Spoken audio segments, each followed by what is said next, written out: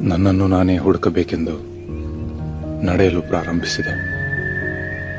ಎಲ್ಲಿಗೆಂಬುದರ ಅರಿವಿಲ್ಲ, ಸಮಯದ ಚೌಕಟ್ಟಿಲ್ಲ.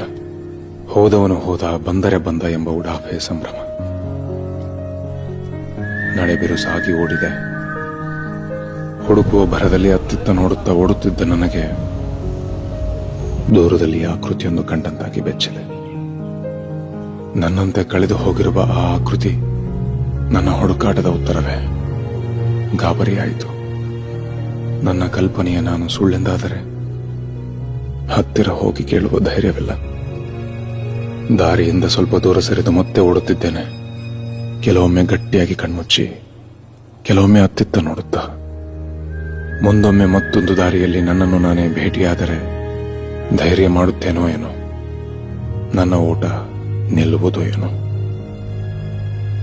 ನನ್ನನ್ನು ನಾನೇ ಹುಡುಕಬೇಕೆಂದು ನಡೆಯಲು ಪ್ರಾರಂಭಿಸಿದ್ದೇನೆ.